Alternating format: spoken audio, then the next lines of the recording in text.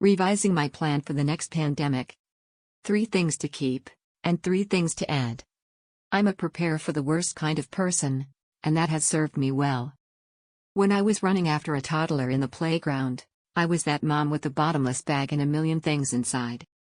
Extra juice box, yes. Bandages, yes. Liter of water, yup, in there too. I was like a camel. Although my shoulder still bothers me, I always had what I needed, and was able to help other mommies in the playground. As my son got older, the bottomless bag became obsolete. Well, the bag became my trunk and work desk. Reusable bags, yes. Shovel, yes. Dry fruits, you never know. Coworkers ask me for forks, I open a drawer, and there are 10 wrapped with a napkin ready for use. No plan is perfect. It's a blessing and a curse, but my military training doesn't come off with a uniform. I've been trained to do after-action reviews, AAR, and I must admit I like to do them. No plan is perfect and it never will, but figuring out how to get it as close to perfect as possible is a thrill. Last week my husband and I are our quarantine routine. He almost spat his breakfast when I said, "Babe, let's are this." After taking remnants of X from his beard, he shook his head, "Can't take the army out of you." I shrugged and kept eating. After breakfast, we are it. First, I like to divide things by what's working and what's not. I start with what's working because it usually builds up the ego before we get to chip at it. After looking at our processes, we decided on 3 things to keep and 3 things to add. The keepers. Maintain a month worth of non-perishable supplies. I have never been a fan of grocery stores or big crowds. Since I became a mom, I maintained a 1 month worth of supplies at home. This saved me time during the weekend to use for cleaning and relaxing.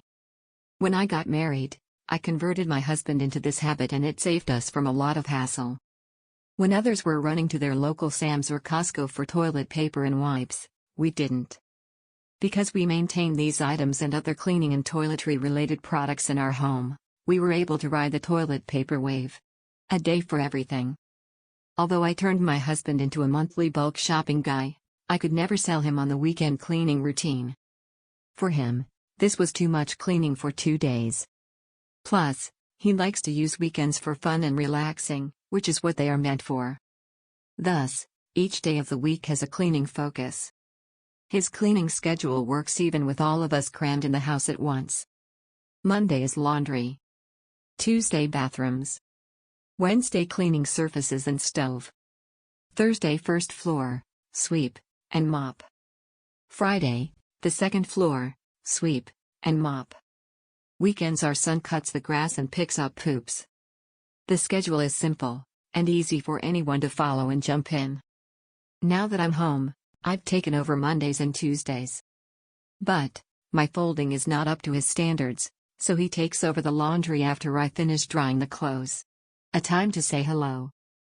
I'm very fortunate to have married a family-oriented guy. I didn't realize how essential this trait would be in a pandemic. Every morning my husband sends good morning texts to our extended family members. The back and forth texting, memes, videos, and pictures can go on for an hour after we have had our breakfast and coffee. While isolating at home, this has become a lifeline that has kept us sane. Simple texts like, "Good morning. How's everyone? What are you having for breakfast? Thinking of you," opened up the door for more communication. When we needed an ear or face to complain to, we knew they were there and we were there for them. Through video chat, we welcomed our newest niece into this world, and I'm so happy my husband is social. Having that bridge between the family and us already built, meant we didn't have to create one during the quarantine.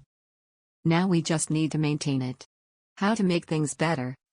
One of the things I learned from conducting and teaching is that we can do assessments while executing the plan. If something is not working, I can change as I go. In a nutshell, a plan is a never-ending cycle of assessment and adjustments, which one does until the wheel stops creaking. In our household, the goal is to make our home and ourselves as self-sufficient and comfortable as possible. I'm not a doomsday prepper, but I often think of worst-case scenarios when validating my readiness. The add-ons. The first thing I thought about that could have improved our lives was an indoor herb garden. I didn't like how often my husband or I were going out to get herbs to prep our food. Since all our meals are home-cooked, the turnaround to the store for these perishable items was quick.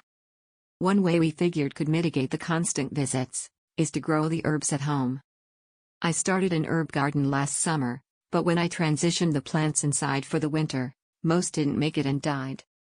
I will change this by planting and keeping the herbs indoors. I have already experimented with a heating pad and grow light with some success. This time around, I will make it easier by focusing only on the essentials: cilantro, oregano, basil, peppers, and cherry tomatoes. Since these herbs and veggies make the base for most of our seasoning, it will decrease our visits to the supermarket. Board games and puzzles. Working from home and writing had me in front of a screen for more hours than I care to admit. When I was not conducting business, I was looking at my phone for entertainment, and my eyes dried severely. Board games and puzzles would have been a great entertainment alternative to the blue light. We have Loteria and Monopoly at home, but possibly adding a few more for variety would help. My family is very competitive. Okay, I'm very competitive, and we can play for hours, or at least till I get one win over everyone else. We will add puzzles to the games since they are low maintenance, and something all can do self-paced. I can see us competing to see who is going to solve it or place the last piece and complete it, and I already know we will have a lot of fun. Workout equipment. When the gyms closed, I was distraught. I know it was necessary and can only imagine the germs stuck in every piece of equipment there. Fortunately, I have some equipment at home. Bare minimum, 5, 7, and 10 pounds dumbbells. I didn't realize stay-at-home orders would be this long. After a while, the weights became too light, and higher repetitions tedious. Stores also ran out of gym equipment and didn't restock. The most I could find after they put the order in place was a 25 pounds dumbbell. I researched adjustable dumbbells and found a model that can go as low as 5 pounds and as high as 52 pounds. Although pricey, the compact nature of it will save space, and we can adjust the weights to our preference. Since everyone in the house does some fitness routine, the weights will help to keep us healthy and fit.